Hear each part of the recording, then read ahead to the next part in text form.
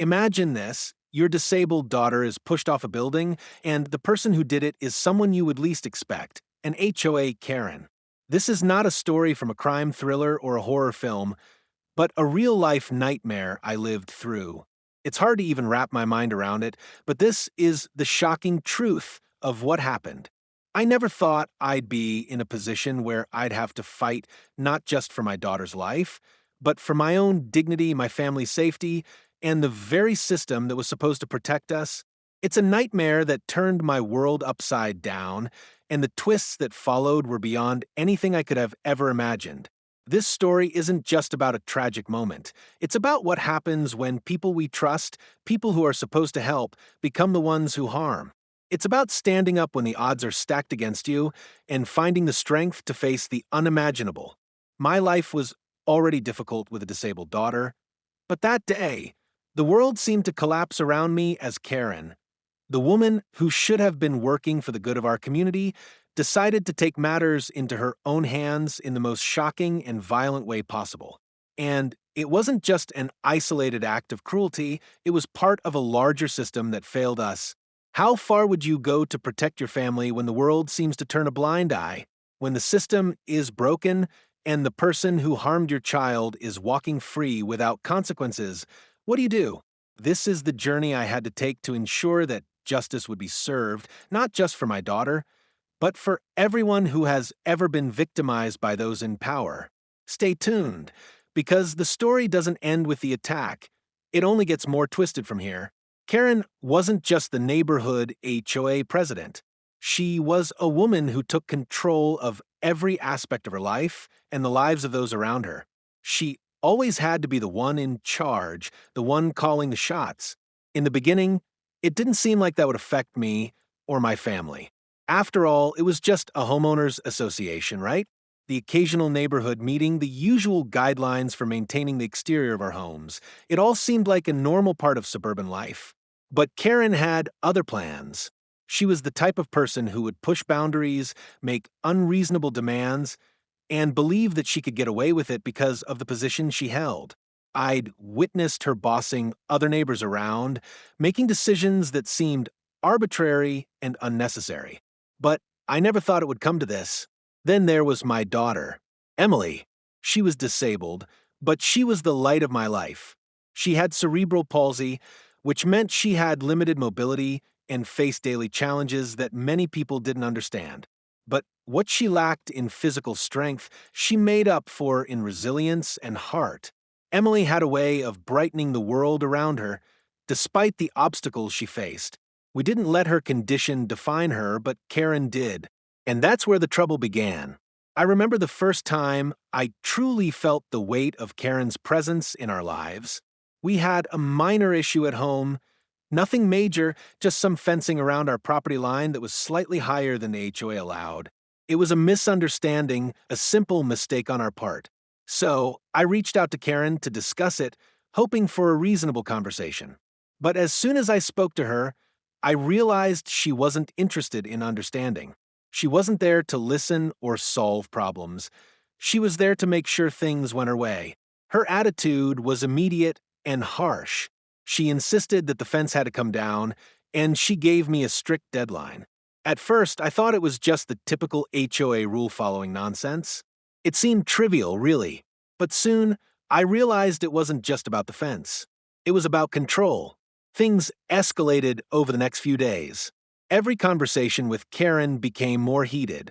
I tried to explain the situation, to show her that we were willing to work within the rules, but she didn't want compromise. She wanted submission. She began making personal remarks about Emily, things that no one should say about any child, let alone one with a disability. Karen, in her relentless pursuit to get her way, started targeting us in more ways than I could have imagined. She would stop by unannounced, make snide comments about my family, and even speak poorly about Emily in front of other neighbors. She wasn't just trying to enforce rules, she was trying to break us. And at some point, I knew it was no longer just a disagreement over a fence. It had become something much darker. One afternoon, the situation came to a head. Emily was outside in the yard, trying to get some fresh air, like she always did in the afternoons. She loved sitting on the porch, watching the birds, and enjoying the sun. I was inside, going over some paperwork, when I heard raised voices. I ran outside to find Karen standing near the fence, pointing at Emily, yelling at her for no apparent reason. My heart sank. I rushed out, trying to keep my composure, and asked Karen what was going on. She barely acknowledged me.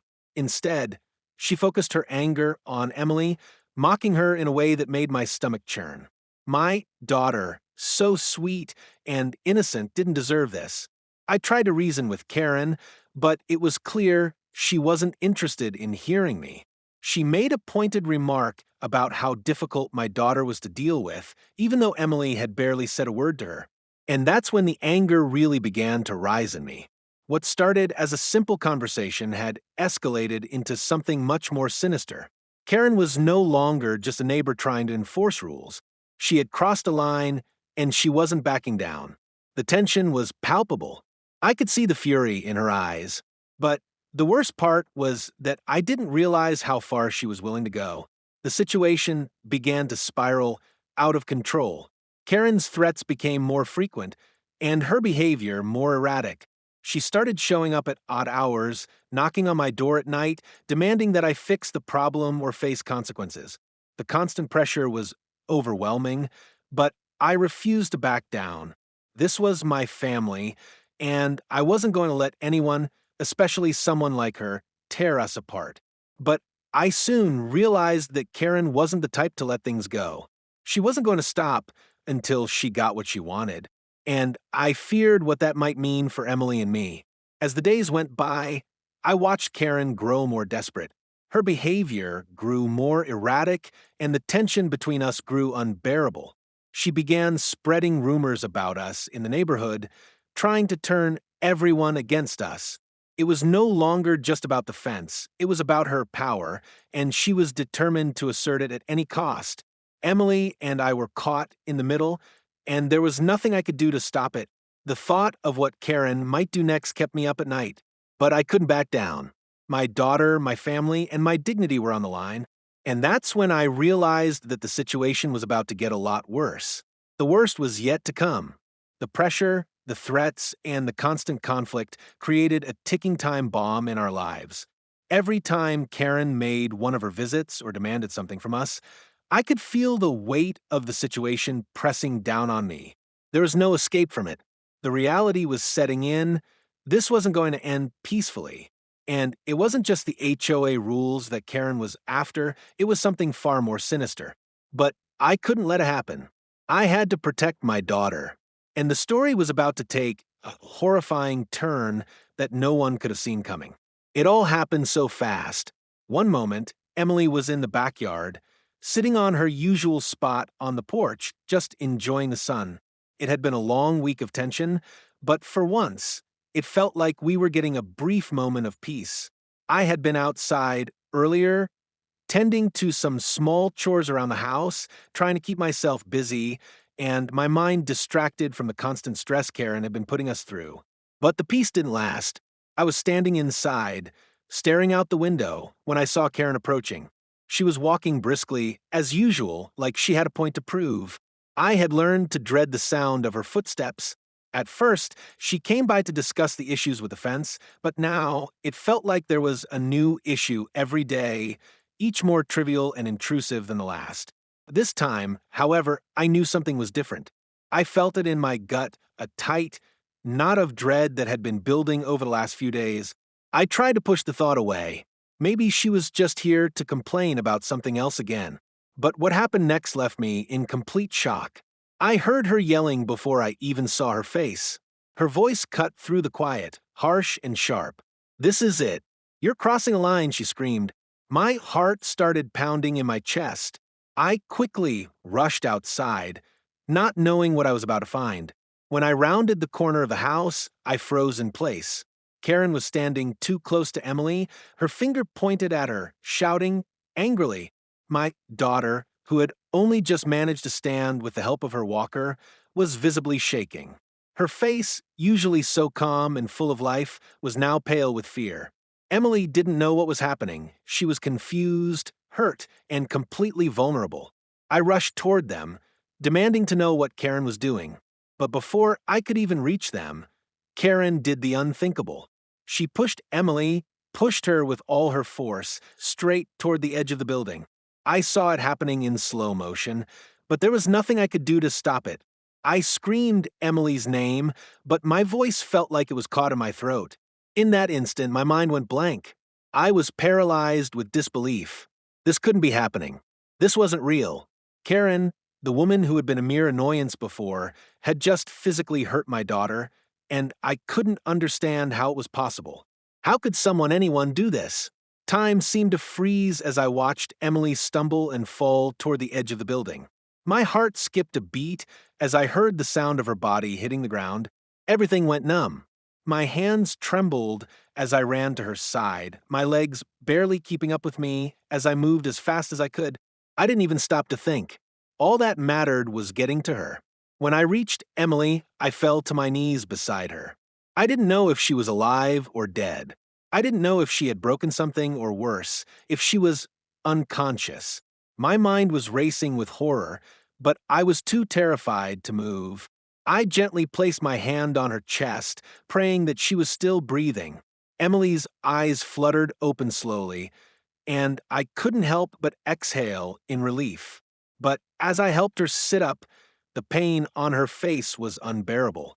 The shock of the fall had knocked her breath away. But thankfully, she had somehow managed to avoid any serious injuries. My heart ached as I watched her struggle to regain her composure, her small body trembling in my arms. In that moment, a fire ignited inside me. The horror of seeing my daughter, the person I loved more than anything in this world, hurt by someone like Karen was unbearable. But something else was rising within me, something stronger than the shock. It was anger. It was rage. Karen had crossed the line, and I wasn't going to let her get away with it. Not this time. I could feel my body shaking, my fists clenched tightly as I held Emily close. There was no question in my mind now. This wasn't just about the fence anymore. This wasn't just about her petty power plays or her insidious control over the neighborhood. This was personal. She had physically harmed my daughter. And no matter how far I had to go, no matter what I had to do, I wasn't going to let Karen get away with this. I pulled Emily closer to me, wrapping my arms around her as if I could shield her from the world. But I knew that wasn't enough. I had to make sure that what happened today wasn't just swept under the rug. Karen had to pay for what she had done. I didn't care about the consequences anymore. I didn't care about anything except making sure my daughter was safe and that Karen was held accountable. I could hear the faint sound of Karen's footsteps retreating, but I didn't look back.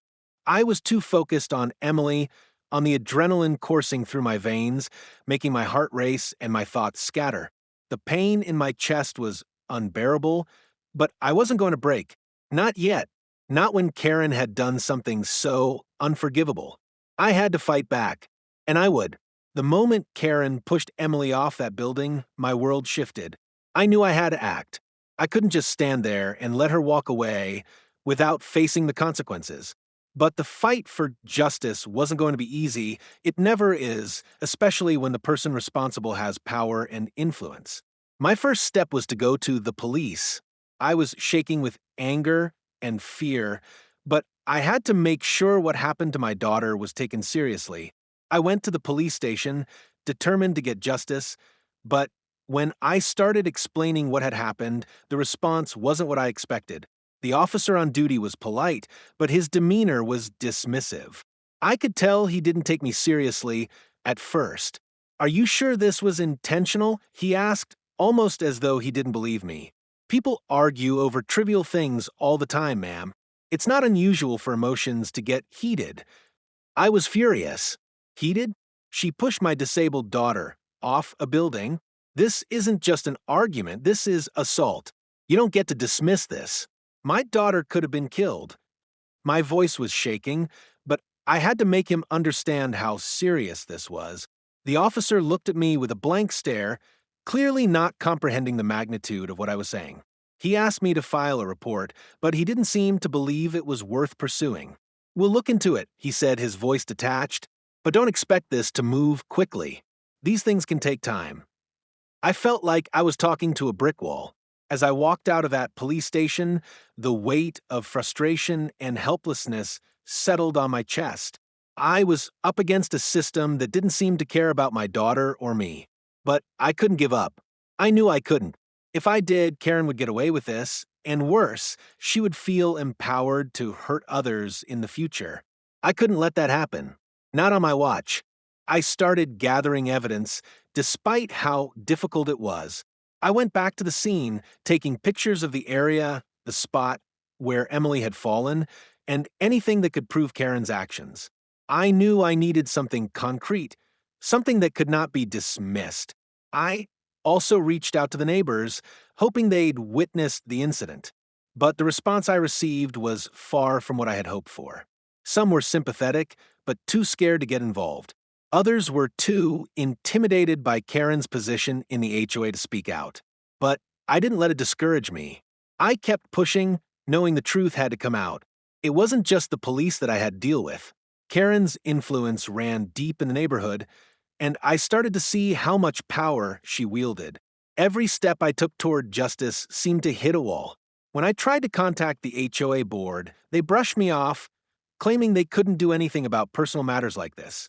"We're only here to enforce the community rules," they said, as if it was just a technical issue, not an act of violence. I was furious, but I couldn't back down. I had to find another way. That's when I found the first crack in Karen's armor.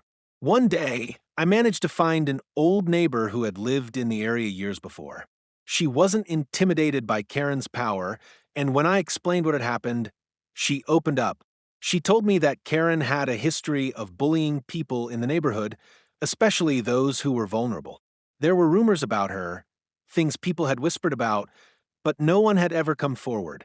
She mentioned that there was an incident a few years ago where Karen had used her position to force another family out of a neighborhood simply because they disagreed with her. That was the moment when things started to change. I realized that Karen wasn't just a bully, she was a predator. She used her position in the HOA as a shield to mask her malicious behavior, and I wasn't the first person she had targeted. I could feel the adrenaline surge through me. This wasn't just about getting justice for Emily anymore. This was about exposing the truth. I knew I had to go public. The breakthrough came when I managed to get in touch with a local journalist. She was known for covering stories of corruption and abuse of power. After hearing my story, she immediately saw the potential of what had happened and agreed to help. I provided her with all the evidence I had gathered, along with the witness accounts from the neighbors who were finally willing to speak up. With her help, the story gained traction. The media coverage put a spotlight on Karen's actions, and the community began to take notice. The pressure on Karen started to mount. She had always been able to hide behind her HOA title, but now, with the media looking into her past and the community watching, her grip on her perfect life began to slip. But it wasn't just the media attention that shook her, it was what I uncovered about her past. The journalist had managed to track down legal documents that showed Karen had been involved in other cases of harassment and unethical behavior. She had used her position to intimidate people and had a history of trying to cover up her wrongdoings. The more I uncovered, the more I realized how deep her web of lies and manipulation went. Karen had used her power to control people for years, but now her world was falling apart.